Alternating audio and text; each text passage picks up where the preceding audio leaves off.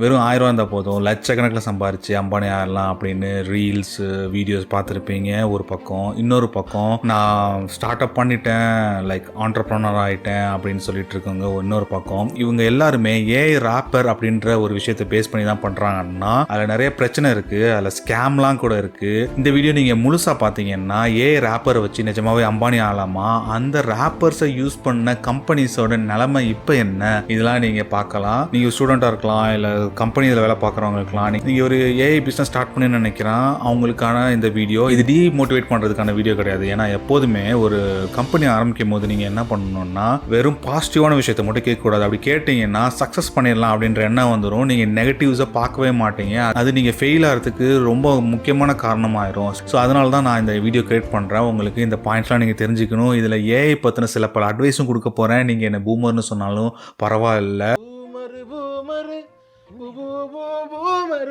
இதில் கொடுமை என்னன்னா பூமர் சூயிங்கம்மா ஃபஸ்ட்டு பார்த்த ஜெனரேஷன்ட்டையே பூமர்ன்றாங்க இந்த ஜென்சிஸ். வாங்க வீடியோக்குள்ளே போகலாம். ஆனால் வீடியோக்குள்ளே போகிறதுக்கு முன்னாடி என் சேனலை சப்ஸ்கிரைப் பண்ணாதவங்க ப்ளீஸ் சப்ஸ்கிரைப் பண்ணுங்கள். அது எனக்கு மிகப்பெரிய மோட்டிவேஷனாக இருக்கும். அவ்வளோ நான் அவங்க முகமது ஸ்பெயின்லேருந்து பேசுகிறேன். இதுதான்டா ஏஐ சேனலுக்கு உங்களை வரவேற்கிறேன். இன்றைக்கி இந்த வீடியோவில் நம்ம முன்னாடி சொன்ன மாதிரி ஏஐ ராப்பரை பற்றி தான் பார்க்க போகிறோம். ஏஐ ராப்பர்னா என்ன? ஓகே, இந்த பூமர் எக்ஸாம்பிளே எடுத்துக்கோங்களேன். பூமரில் நடுவில் சூயிங்கம் இருக்குது, அதை சுற்றி ராப்பர் இருக்குது. ஸோ அது மாதிரி தான் இந்த சூயிங்கம்ன்றது எல்எல்எம், கிளாடா இருக்கட்டும், ஜெமினியா இருக்கட்டும், ஜிபிடியா இருக்கட்டும், இதுதான் அந்த சென்டரில் இருக்க சூயிங்கம்னு வச்சுக்கிங்களா. அதை சுற்றி ராப்பர் இருக்குது. இந்த ராப்பர்லாம் என்னென்னலாம் ஒரு வெப் பேஜாக இருக்கலாம், ஒரு வெப் அப்ளிகேஷனாக இருக்கலாம், இல்லை மொபைல் அப்ளிகேஷனாக கூட இருக்கலாம். ஸோ இது நம்ம என்ன பண்ணலாம்னா நம்ம வந்து இந்த ஜிபிடி யூஸ் பண்ணி ஒரு சின்ன வெப் ஆப் கிரியேட் பண்ணி ஜிபிடி கொஞ்சம் சார்ஜ் பண்ணுறாங்க இல்லையா, அதை விட ஒரு 10 மடங்கோ 20 மடங்கோ அதிகமாக காசு வச்சு நம்ம கஸ்டமர்கிட்ட சார்ஜ் பண்ணலாம். ஓகே, இது நல்லா இருக்கே, ஈஸியாக இருக்கும் போல். நம்ம இப்போலாம் ஈஸியாக கோடு வேறு எழுதிடலாம், டக்குன்னு ஒரு ராப்பர் கிரியேட் பண்ணி எல்எல்எம் கனெக்ட் பண்ணி காசு பார்த்தலாம் அப்படின்னு நினச்சிங்கன்னா இதில் தான் நிறைய சிக்கல் இருக்குது. அதுக்கு நம்ம வரலாறு பார்க்குறோம். ஒரு 3 வருஷத்துக்கு முன்னாடிலாம் இந்த கான்செப்ட் வந்து ஃபேமஸ் ஆகிட்டு இருந்த காலத்தில் நானுமே நினச்சேன் இந்த மாதிரி எல்எல்எம் யூஸ் பண்ணி நம்ம பண்ணலாம், காசு பார்க்கலாம் அப்படின்னு. ஆனால் அதுக்கப்புறம் தான் இதில் நிறைய பிரச்சனை இருக்குதுன்னு தெரிஞ்சிச்சு. என்ன பிரச்சனைனா, இப்போ ஒரு ராப்பர் நீங்கள் எல்லாம் வச்சு கிரியேட் பண்ணுறீங்க, அது வந்து ஃபேமஸ் ஆயிடுச்சு அப்படின்னா நீங்கள் செய்கிற அப்ளிகேஷனை அவங்களும் செய்ய ஆரம்பிப்பாங்க. அவங்களுக்கு தான் இது ஈஸி. ஏன்னா ஐஐடியில் இருக்கிறவங்கலாம் ஃபுல்லாக அங்கே தான் இருக்கிறாங்க. அது ஒன்றும் பெரிய கஷ்டம் இல்லை. இந்த மாதிரி பல கம்பெனிஸ் வந்து திவாலாக இருக்குது, நடுத்தரவில் நின்றுருக்காங்க. உதாரணமாக சாட் வித் பிடிஎஃப்னு முன்னாடி வந்துச்சு. அந்த சாட் வித் பிடிஎஃப்ல என்னென்னா பிடிஎஃப் அப்லோட் பண்ணி அந்த பிடிஎஃப் ரிலேட்டட் டீட்டெயிலை நீங்கள் சாட் பண்ணலாம். இது மாதிரி சாட் பேஸ் நிறையா வந்துச்சு. ஆனால் சாட் ஜிபிடி என்ன பண்ணாங்கன்னா அவங்களே பிடிஎஃப் அப்லோட் பண்ணி நீ என்ன டாக்குமெண்ட் ஈவன் ஆடியோ முதற்குன்னு இப்போ அப்லோட் பண்ணி நம்ம அதில் இருக்க டீட்டெயில்ஸ் நம்ம கேட்கலாம். ஸோ இந்த மாதிரி ஃபீச்சர் ரிலீஸ் ஆனோன்னா சாட் வித் பிடிஎஃப்ன்றது க்ளோஸ் பண்ணிட்டாங்க. அது மட்டும் இல்லாமல் ஜாஸ்பர் ஏன்னு ஒன்று இருந்துச்சு, அதில் பில்லியன் கணக்கில் வேல்யூவேஷன் இருந்துச்சு. ஆனால் சாட் ஜிபிடி வந்து காப்பிரைட் ஃபீச்சர்னு ஒன்று ரிலீஸ் பண்ணோன்னா அதோட வேல்யூவேஷன் அப்படியே இறங்கிருச்சு. ஈவன் ஆப்பிள் ஸ்டோரில் வந்து லைக் ஜீனி மாதிரியான ராப்பர் அப்ளிகேஷன் கிரியேட் பண்ணி நிறைய சம்பாதிச்சாங்க. ஆனால் அதுக்கப்புறம் அதை பிளாக் பண்ணிட்டாங்க. ஈவன் முன்னாடி ChatGPT சோரான்ற ஒரு வீடியோ மாடல் ரிலீஸ் பண்ணியிருந்தாங்க. அது ரிலீஸ் ஆகிறதுக்கு முன்னாடியே அந்த வீடியோ மாடல் யூஸ் பண்ணலான்னு ராப்பர் கிரியேட் பண்ணிட்டாங்க. இது எப்படி இருக்குன்னா, படத்தை ரிலீஸ் பண்ணுறதுக்கு முன்னாடியே படம் ரிலீஸ் ஆயிடுச்சுன்னு இந்த யூடியூப்லாம் போடுவாங்க. அதை ஓப்பன் பண்ணி பார்த்தோம்னா அந்த சென்சார் சர்டிஃபிகேட்டை 3 மணி நேரத்துக்கு போட்டு வச்சிருப்பாங்க. ஸோ அந்த மாதிரி கதையாக இருக்குது. ஈவன் லேட்டஸ்ட்டாக 2 வாரத்துக்கு முன்னாடி ஐ லேர்னிங்ன்ற ஒரு கம்பெனி வந்து மில்லியன் வேல்யூவேஷன் இருந்த கம்பெனி, பட் அப்புறம் பார்த்தா எல்லாமே ஃபேக். அதை கண்டுபிடிச்சும் சொல்லியிருக்காங்க, டேய் உங்கள் இதில் வந்து ஏஐ தவிர எல்லாமே ஆர்டிஃபிஷியலாக தானே இருக்கு அப்படின்னா என்னென்னா எல்லாத்தையும் வந்து ஃபேக் பண்ணியிருக்காங்க. ஈவன் ரீசெண்டாக நானும் என் அங்கிள் கூட பேசிக்கிட்டோம். லைக் இந்த கிராமர்லின்னு ஒரு அப்ளிகேஷன் இருக்குது. இவன் எப்படா இன்னும் சர்வை பண்ணுறாங்க? ஏன்னா கிராமர் கரெக்ட் பண்ணுறதுக்கு ஜிபிடி இருக்குது. ஈவன் லைக் கோபைலட்ன்றது கரெக்ட் பண்ணி பண்ணலாம். இந்த கிராமர்லின்றது ஒன்லி காப்பி பேஸ்ட்ன்ற அந்த வேலையை மட்டும் அவங்க வந்து இது பண்ணியிருக்காங்க. அட்வர்டைஸ்மெண்ட் வச்சு ஓட்டிகிட்டு இருக்கிறாங்க. ஓகே, அப்போது என்னால் இந்த மாதிரி அப்ளிகேஷன் க்ரியேட் பண்ண முடியாதா? இந்த மாதிரி பெரிய கம்பெனிஸ் வந்து நான் கிரியேட் பண்ண அப்ளிகேஷனை அவங்களும் பண்ணிடுவாங்க அப்படின்னு கேட்டிங்கன்னா அதுதான் இல்லை.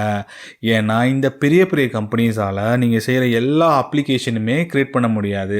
அதுக்குன்னு அவங்க ப்ராஜெக்ட் மேனேஜ் பண்ணணும், அவங்களுக்கு டிபார்ட்மெண்ட்ஸ் வைக்கணும், அவங்களுக்கு நிறையா ரூல்ஸ் இருக்குது. நம்ம ஒரு லேப்டாப் இருந்தாலே பண்ணிடலாம். ஆனால் நீங்கள் சல்லித்தனமாக வெறும் ஒரு வெப்பேஜை க்ரியேட் பண்ணி எல்எல்எம் ஏபிஐ கனெக்ட் பண்ணி நீங்கள் வந்து சாட் பாட்டை க்ரியேட் பண்ணிடலாம் அப்படின்னு நினச்சிங்கன்னா அது ஓடாது.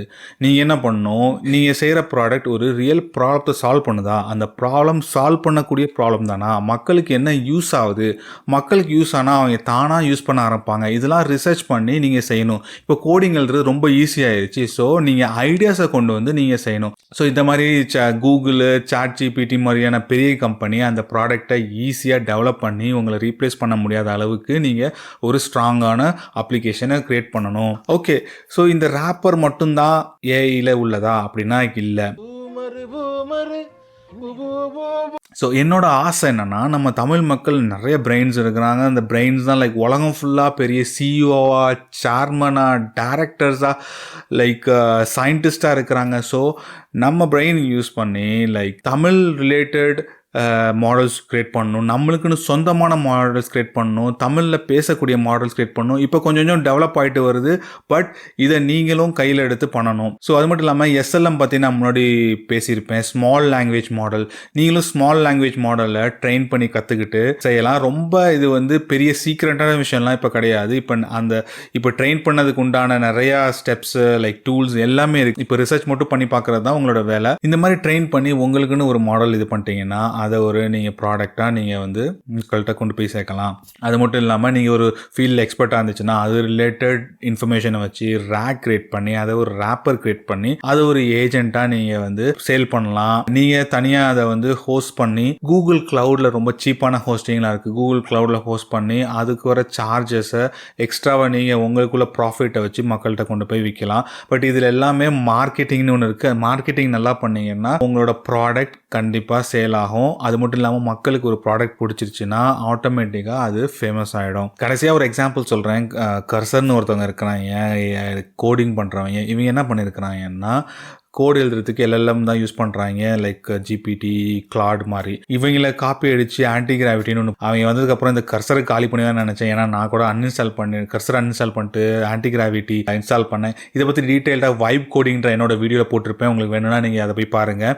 But coming to the point என்னென்னா, ஆனால் இந்த ஆன்டி கிராவிட்டிங்கிறவன் அதை ரீப்ளேஸ் பண்ண முடியல. ஏன்னா இந்த கர்சர்ன்ற நிறைய எட்ஜ் கேசஸை சால்வ் பண்ணி எல்எல்எம் மட்டும் பேஸ் பண்ணியிருக்காம எல்எல்எம் எப்பெல்லாம் ஃபெயில் ஆகுதோ அந்த கேப்லாம் அவன் ஃபில் பண்ணி ஒரு பர்ஃபெக்டான டூல் வச்சுருக்கான். உலகத்துலேயே கர்சர் தான் இப்போதைக்கு கோடு எழுதுறதுல பெஸ்ட்டாக இருக்குது.